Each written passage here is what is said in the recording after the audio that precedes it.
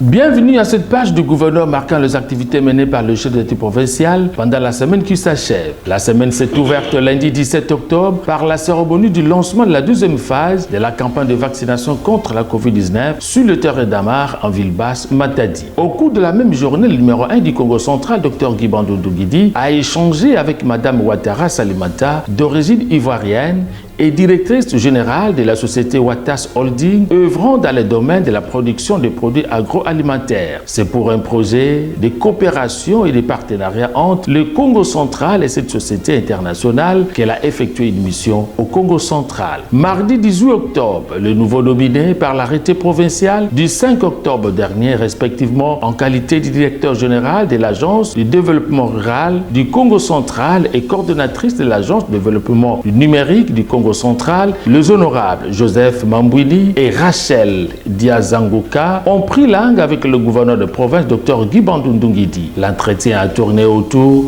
de l'organisation et du fonctionnement de ces deux nouvelles agences du Congo central. La situation de la morgue de Kimpese, qui aujourd'hui n'est plus à mesure de répondre aux besoins suite à sa faible capacité d'accueil, a été au centre de l'audience qu'a accordé le gouverneur de province, Dr Guy Bandundu Nguidi, au directeur général et représentant légal de l'IME Kimpese, le professeur docteur Charles Mbala. Préoccupé par la situation sécuritaire de la prison centrale Kamolaï de Matadi ainsi que de la vie des détenus, un bon père de famille, Dr Guy Bandundu Nguidi, a eu une séance de travail avec la ministre de la Justice d'une part, le directeur de la prison d'autre part et ses collaborateurs. Séance qui s'est soldée par une visite de réconfort moral aux blessés des tristes événements de l'évasion des prisonniers. Selon les rapports reçu sur place de la part d'un médecin traitant l'hôpital général de référence de Kinkanda, il y a plus de peur que de mal, la santé s'améliore. Mercredi 19 octobre, l'autorité provinciale a personnellement lancé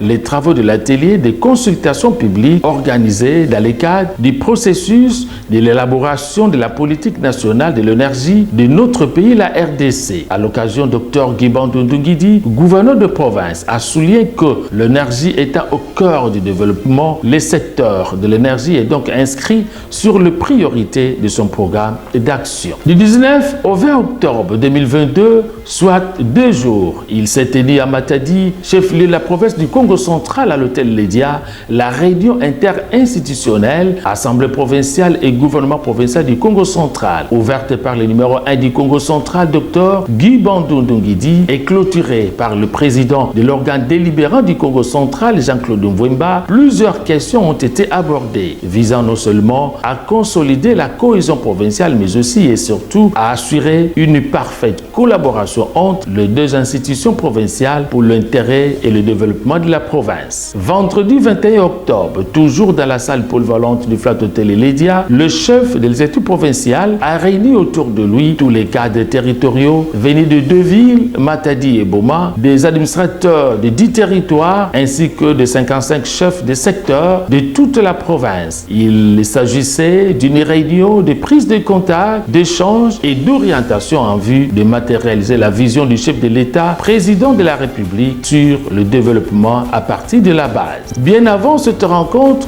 le premier citoyen de la province est toujours très sensible aux cris de détresse de sa population et dans le souci de répondre à l'épineux problème de cas d'inondation à répétition dans la ville de Boma, Dr Guy Bandundu Nguidi a lancé les travaux de curage de la rivière Kalamou, lesquels travaux seront exécutés par la société Afritech pour une durée de 20 jours. Samedi 22 octobre, lancement des travaux de réhabilitation du marché central de Matadi, communément appelé marché sud, situé dans la Kobi d'Mvouzi. C'était par le gouverneur de province, Dr Guy Bandundu Nguidi. Financé par le gouvernement provincial, les travaux seront exécutés par l'entreprise Mango International. La cérémonie marquant le début des travaux a bénéficié de la présence de plusieurs personnalités et de la population en liesse. Dimanche 23 octobre, la semaine du gouverneur s'est clôturée par l'organisation du concours pour l'obtention de la bourse d'études universitaires initiée par l'exécutif provincial en faveur de jeunes diplômés d'État, édition 2022, ayant obtenu plus de 70% de réussite. Ils sont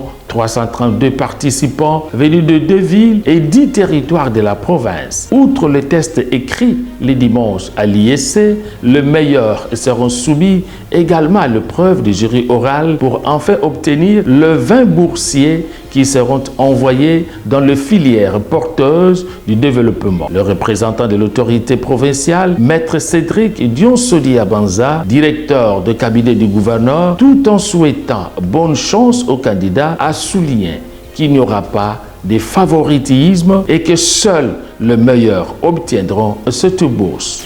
Voilà tout pour cette semaine du gouverneur et merci de votre aimable attention.